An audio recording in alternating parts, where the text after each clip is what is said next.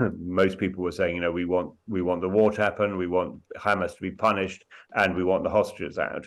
That sort of, if you ask government spokesmen, they said, yes, those are our two priorities. And when you ask which one they prioritize, they kind of didn't answer. But this is very clear now. The priority, now that most of the women and children have been released, not all of them, but now most of the women and children have been released. The priority is to carry out the next stage of the invasion. Those comments are very significant. I think there's definitely a shift in the way America is seeing the war. America, as in the Biden administration, under pressure from many people in the Democratic Party's support base. This is his wholehearted support for Israel from the beginning of this has been much less popular with many people in the Democratic Party than I think he expected. And so there is this huge pressure on Israel. At the same time, it's become much clearer, I think, to everyone involved that Israel did change the calculus in terms of how it pursued the war, in terms of its exceptions to civilian casualties.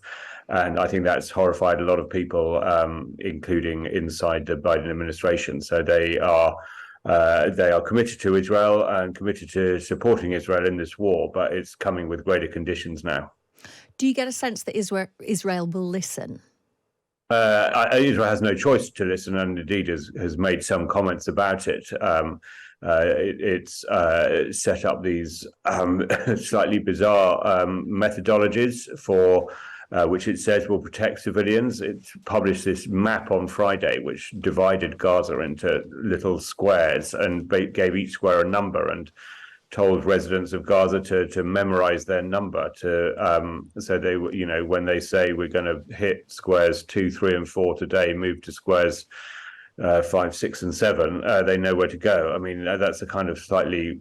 So I'm slightly making it sound slightly more ludicrous than it is, but it's not clear that that's actually offers much safety for the people of Gaza. But they are at least, attempting to show that they're changing the way they operate. And it was interesting, we spoke to a spokesperson from UNICEF yesterday, and he told us that the leaflets that were dropped by the Israeli military had QR codes on, exactly as you say, outlining those areas. But he was saying the connectivity is so bad in Gaza that people can't scan the QR code to go on the website to see them. So many people aren't even able to access it, which is clearly a flaw if that is the case. Richard, let's talk about the negotiating team being pulled out from Qatar by Benjamin Netanyahu. I mean, was there a sense that talks were moving forward? Is this Netanyahu just trying to show that he's strong? I mean, what's your assessment of that? No, I mean, it became pretty clear during the course of that ceasefire with the arrangements for the release of the hostages we did see set free. Netanyahu became, he didn't quite start off like this, but he said he wanted the women and children out first, which I think was a normal demand at first. But I think it became clear during the course of that week that he was only interested in a ceasefire now for the purposes of getting as many women and children out as he could. The negotiations for men and particularly for soldiers are more complicated. The Palestinians will ask for a higher price, and he said he wasn't going to be held up from the war. From fighting this incursion into Gaza, the attempt to eliminate Hamas. He wasn't going to be held up by Hamas popping up and saying, "Hey, we've got some more hostages for you." And I think this is I think withdrawing the negotiators is just to send that message. For the next stage is war. It's not about another ceasefire. It's not about more hostage releases. The next stage is war, so there's really nothing to discuss. I think he's sending that message. And so where does that leave the hostage families? Because I've been reading there, some of them are pretty fed up and angry that Netanyahu has pulled this team out. Yeah, there's a range of views, certainly among the families of the hostages. Some kind of accept the inevitability that the war will continue. Others are, as you say, very angry that Netanyahu's made his priority here very clear. At the beginning of all this, people were trying to avoid that question, that trade-off that hostage releases could only come if the war stopped or or paused, most people were saying, we want the war to happen, we want Hamas to be punished, and we want the hostages out.